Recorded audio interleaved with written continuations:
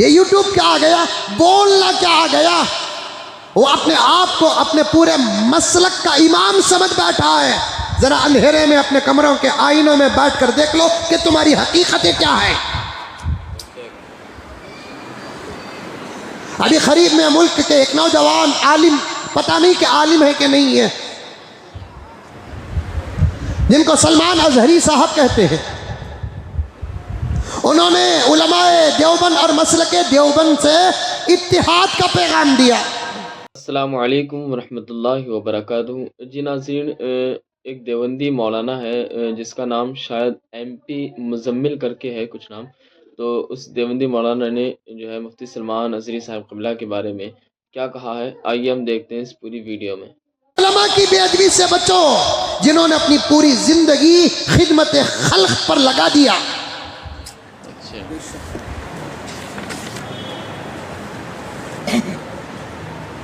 हर एक माहौल बन चुका है।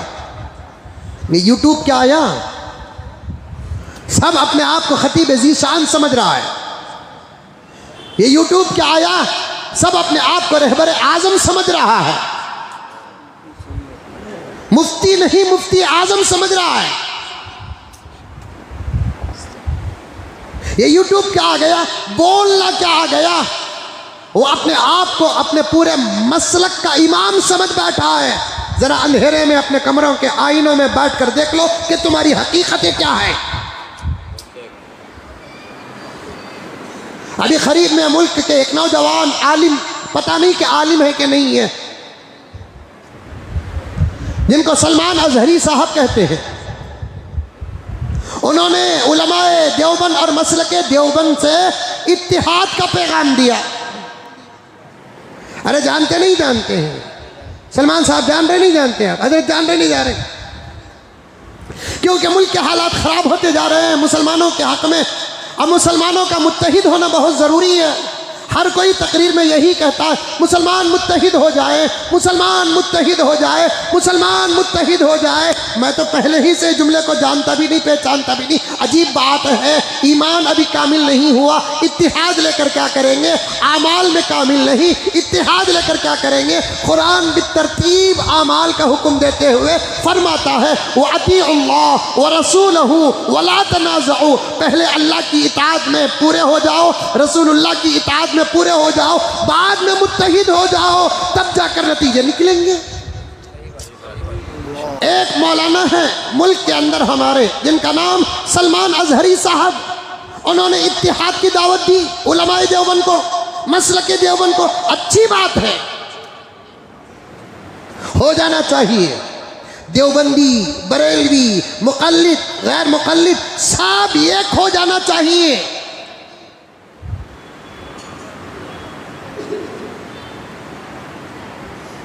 लेकिन इत्तिहाद की दावत देने के बाद उन्होंने जिन शराइत को रखा,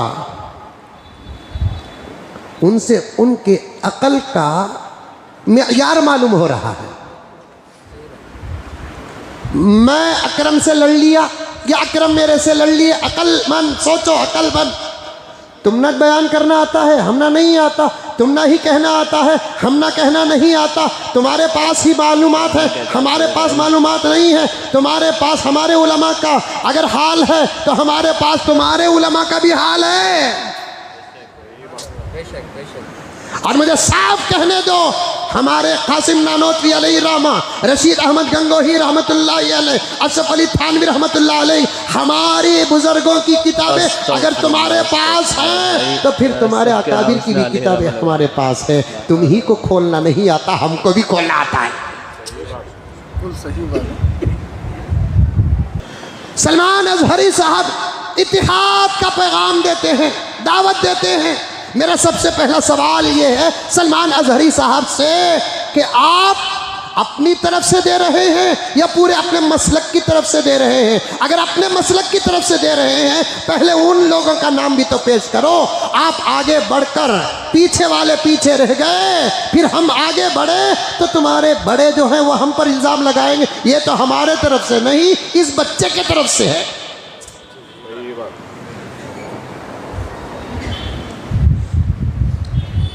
पहले ये बताओ आप अपने मसलक के हैं क्या? अमीर है, रहबर है, कायद है, या मुत्तफक अलैह शख्सियत है आप? लायर हजरात भी बैठे हुए हैं और मेरे इस जुमले को समझते होंगे। एक मैं दलील पेश कर रहा हूं, दावा पेश कर रहा हूं। आपके मसलक के और भी तो बड़े हैं ना, आपके मसलक के और भी तो बड़े हैं ना। अगर आपने किसी जलसे में बैठकर, बेहतरीन कुर्सी में बैठकर, बेहतरीन इमामे और वास्कोट में बैठकर आपने उलमाए देवबंद को दावत इत्तिहाद दिया, सादा सीधा दे देते तो फिर बड़ी अच्छी बात होती। लेकिन मैं उस बात पर आने से पहले सलमान अजहरी साहब से मैं पूछना चाहता हूं, यह दावत इत्तिहाद तन्हा आपकी दावत है या आपके पूरे मसलक की दावत है? इसका तो इजहार करो। इसके लिए सलमान अजहरी साहब, आप जब गिरफ्तार हुए तो आपकी गिरफ्तारी का दर्द हमको भी था, हमने भी दुआएं दी हैं। लेकिन जब बात करने का मौका आता है तो हम बात हक की करते हैं। सबसे पहले आप अपने मसलक की इस्लाह कीजिए, बाद में इत्तिहाद की दावत दीजिए। अभी छत्तीसगढ़ जाकर आया, छत्तीसगढ़ जाकर आया मैं, यहाँ से सीधा गया मैं झारखंड, उतरा, वहां से मुझे तकरीबन 6 घंटे का सफर करना था जहां मुझे पहुंचना था। वो गांव का नाम इज़ेन में नहीं आ रहा है, अभी गया, एक 10 दिन पहले जाकर आया।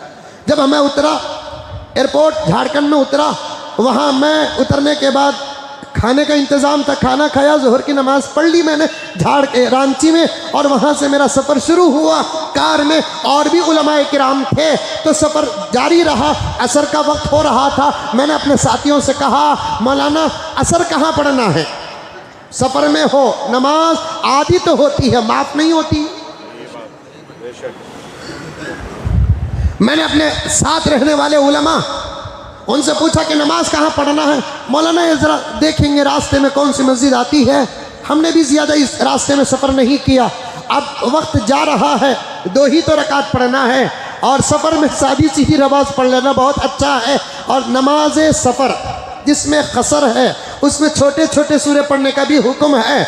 और मैं देख रहा था सफ़र में तो एक मस्जिद रास्ते में दूर से नज़र आई। मैंने साथियों से कहा, चलाने वाले भी अल्हम्दुलिल्लाह वो ड्राइवर नहीं थे, गाड़ी वाले थे, अरे रे मस्जिद आ रही है, वहाँ नमाज़ पढ़ लेंगे हम लोग और सामने गुजर जाएंगे। कार के अंदर बैठे हुए उलमा कहने लगे, नहीं नहीं हज़रत, इस मस्जिद में नमाज़ पढ़ना ख़तरा है, ये पूरा इलाका बरेलवी मसलक का है, यहाँ देवबंदी नमाज़ पढ़ते हैं तो उन पर हमले होते। ये हाल है तुम्हारे मसलक का। एक देवबंदी मस्जिद बताओ जहां बरेलवी को आने से रोका जा रहा है। एक देवबंदी मस्जिद बनाओ जहां गैर मुखल्लिद को आने से रोका जा रहा है, जबकि हमारे सीने में तुम्हारे बारे में ख्याल अच्छा है और तुम लोग हमको काफिर कहते हैं। हमारे कदम से तुम्हारी मस्जिद नजिस और नापाक होने की वजह से तुम्हारे मसलक के लोग धोते भी हैं। पहले तुम्हारे अपने माहौल को साजगार बनाओ, बाद में दावत इत्तिहाद दो। एक जलसे में बैठकर माना कि आप बड़े होंगे, मुकर्रिर होंगे, लेकिन पूरे मसलक के आप जिम्मेदार तो नहीं है, पूरे मसलक के आप रहबर तो नहीं है, पूरे मसलक के आप वकील तो नहीं है। और आपने दावत इत्तिहाद दे दिया, हम सीने से लगाने तैयार हैं। पहले मुसाफा करो, सलाम करो पहले। आज भी कितने हैं ऐसे बरेलवी जिनको सलाम करते हैं, मजबूरन वो सर हिलाते हैं, वालेकुमुस्सलाम का जुमला तक नहीं निकलता। माहौल अपना माहौल सीधा करो। और ये मेरा सवाल नहीं, तुम्हारी तकरीर का जवाब है ये। मैं भी चाहता हूं अमन हो, इन मसाइल पर बात ना हो। जब आपने छेड़ा है, हमारा खामोश रहना हमारे बड़ों के सामने बेअदबी होगी। सबसे पहली बात यह है, आप हैं क्या?